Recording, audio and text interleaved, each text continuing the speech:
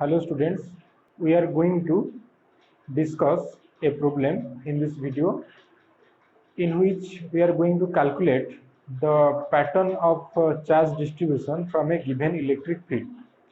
And the electric field we are going to discuss is dependent on or inversely proportional to the square of the distance from the origin. Okay, or the electric field is in the form some constant by r square, where r is the distance from the origin to the point at which we are calculating the electric field. Moreover, to say that the electric field is in the form E is equal to some constant k by r square. From this form of electric field, we will calculate how the charge distribution is, or what is the pattern of charge distribution. Okay, so this is our aim. So in this problem we will mainly use the differential form of Gauss law. Let's see. So here the given electric field is in the form electric field at a point is E is equal to some constant k by r square. Okay, this type of electric field is this, and its direction is electric field. If we write it in vector form, the direction is in r cap direction. Okay, so it means that if this is the coordinate system, this is x, y, this is z. At this point P, the electric field is in the radial outward direction, here in this direction, and this is the r vector, and the magnitude of electric field at this point,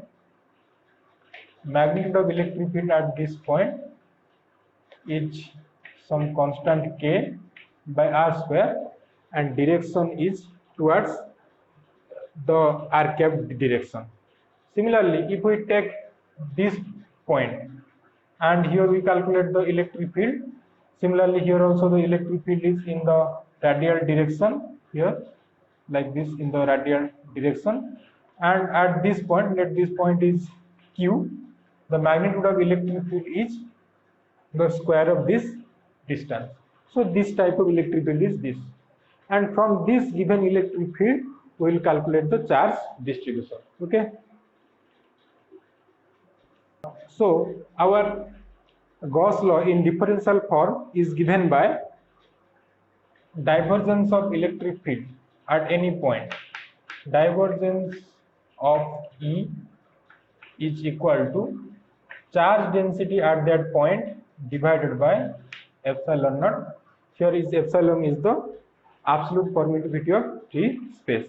Here the divergence of electric field, or the divergence of any vector in spherical polar coordinate system, is given by 1 by r square del by del r of r square ar plus 1 by r sin theta into del by del theta of sin theta a theta plus 1 by r sin theta del a phi by del phi. So here ar, a theta and a phi are the components of electric field. Here we are calculating the divergence of electric field, so we can replace here E phi, here E theta, here ER.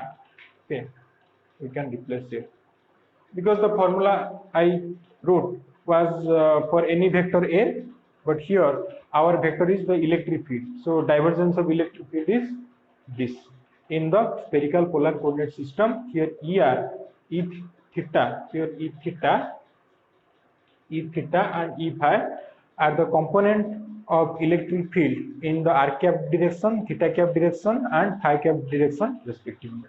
Okay, so this is the formula of divergence. And here we can see that our electric field is totally in the radial direction, so it has no component in theta cap or phi cap direction. So the value of E theta and E phi are 0. So we have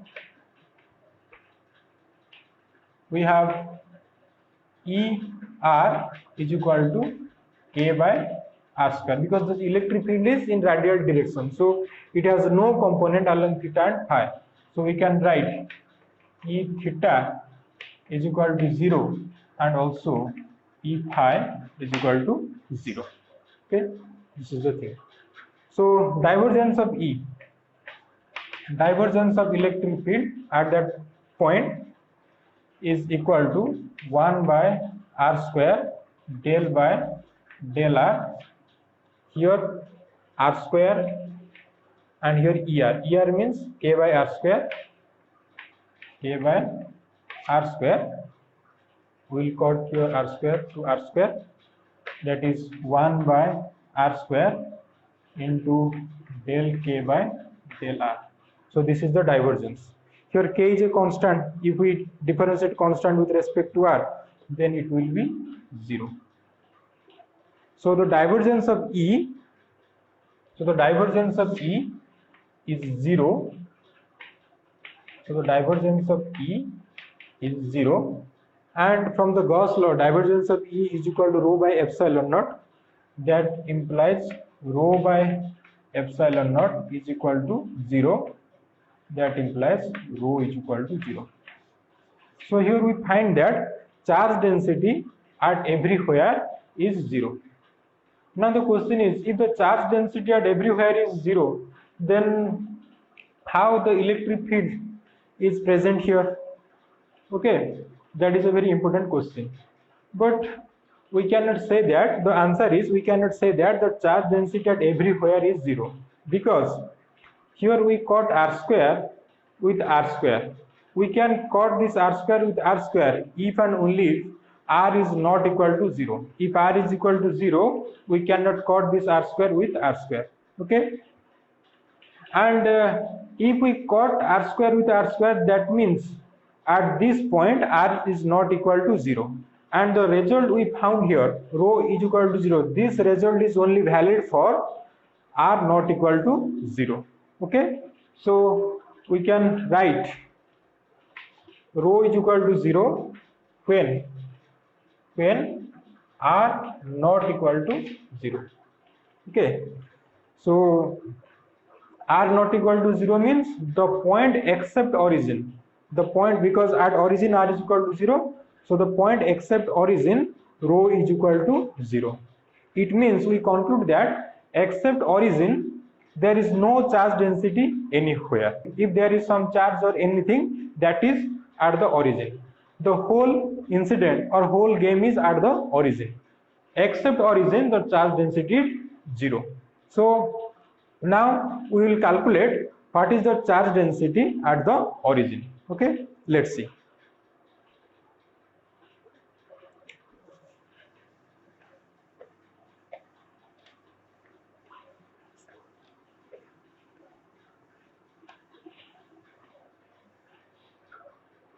So first result, we found that charge density rho is equal to 0 when r not equal to 0.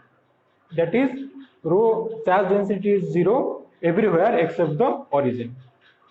This means the actual game is at the origin, whatever it may be, or it may be there is some charge distribution or a point charge or something, whatever it may be, at the, this is at the origin. Okay. Otherwise, origin, except origin, all other points, at all other points charge density is 0. So let's see what happens at the origin. So if we calculate the divergence of E at the origin, we cannot use the previous formula, because in the previous formula, that is 1 by r square del by del r of r square E r and then something and then something. We will ignore these two terms because E theta and E phi are 0. Here only ER exists. But here we are going to calculate the divergence of E at the origin. And at the origin, we know that this R is 0. If this R is 0, if we put here, if we put in the place of ER, if we put K by R square, then we cannot cancel out R square with R square, because here we are calculating this term, we are calculating at the origin, and at origin R square is, or R is 0. Then what we should do? We should use the basic formula or the basic definition of divergence of a vector. And what is that? The basic definition of divergence is, that is, if this is a coordinate system and this is a point P, or this is any point, and at this point we are going to calculate the divergence. What is the steps? First, we will consider a small surface area around this point, very small surface area, and let this volume that is surrounded by the surface area is del V. So this is the volume that is surrounded by this surface area, and that is a closed surface area. And then we will calculate the net flux through this closed surface area. We take a elementary surface. Here let's say the electric field is in this direction and surface vector is in this direction. Then we calculate E dot ds at each point on the surface. E dot ds, we will calculate E dot ds at each point on the surface, then add them together, that is your integration of E dot ds. Then we divide this volume that is enclosed by this closed surface del V. Then we put a limit, del V tends to 0, then this quantity is called your divergence of electric field at that point. This is your divergence. So here all these things we are going to perform at the center. So at the center we will consider a small spherical surface, because we are going to calculate the divergence at the center, and the first step is where we are going to calculate the divergence. Around that point we will consider a closed surface. So we are going to calculate the divergence at the center. So we are considering a closed surface that is in the shape of a sphere around the center. Okay.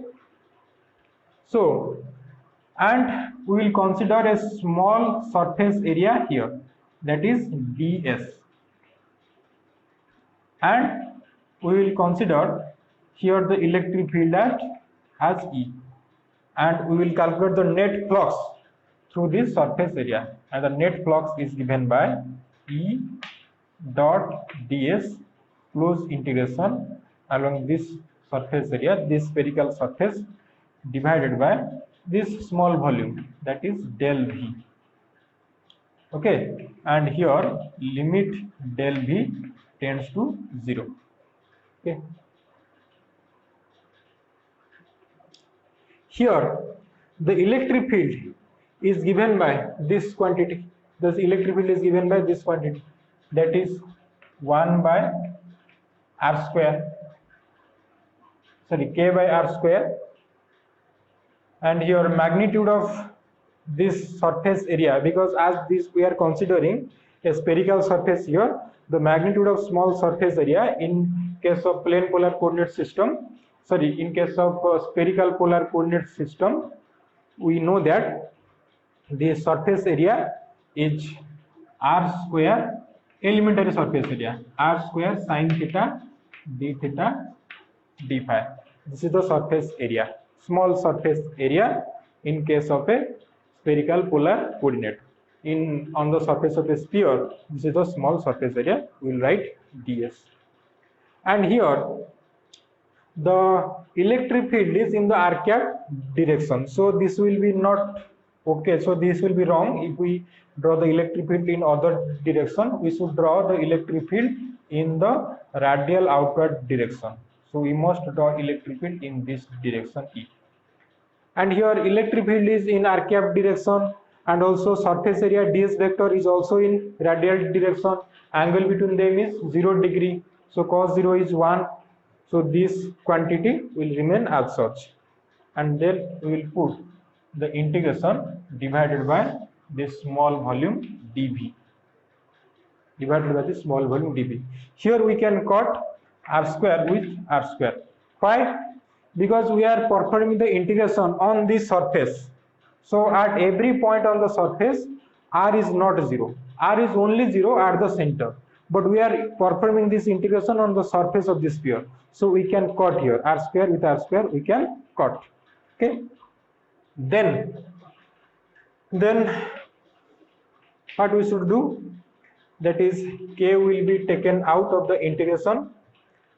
This is sin theta, d theta, and d phi. So this is a double integration because there are two integrals, which is d theta and d phi. So two integrals. And if we consider a spherical polar coordinate system, here we can see that to get the whole surface area, of the sphere, we should vary the angle theta from 0 to 2 pi, and we should vary the angle phi from 0 to 2 pi. So the limit of theta is from 0 to pi, and limit of phi is from 0 to 2 pi. So if we integrate this, then here is the volume dV. We will divide here dV, del V, and put the limit del V tends to 0. Okay. So if we integrate this, we will get limit del V tends to 0, k taking outside. Here, if we integrate sin theta d theta, it will be minus cos theta, and we will put the limit minus cos theta from theta is equal to 0 to pi. It will be 1 minus 1, that is 2. 1 minus 1, that is 2. And here if we integrate d phi from 0 to 2 pi, it will be 2 pi. That is called and divided by del V. Here del V tends to 0. This quantity 4k pi, this has a finite value, but here the quantity dV, this tends to 0. So this term will be tends to 0. So this was the definition of divergence. So from this we get that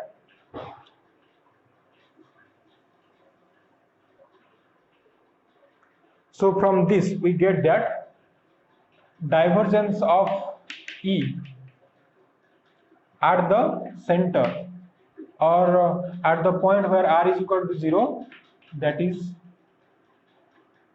tends to infinite.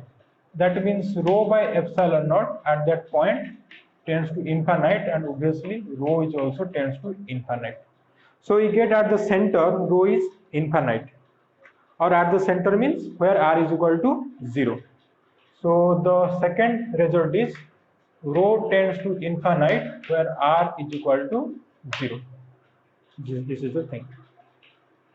So now we can easily find out what kind of charge distribution is it. Here the charge distribution is such that at each point except the origin, the charge density is 0. Rho is 0, r not equal to 0. It means except the origin there is no charge anywhere. And at the origin, charge density tends to infinite. It means at the origin there must be a point charge. That's why the origin charge density is infinite. So what kind of charge distribution is it? In this charge distribution, a point charge is situated at the origin, and at all other points there is no charge. So in this way we can calculate the charge density or charge distribution from a given electric field, especially this kind of electric field. Okay.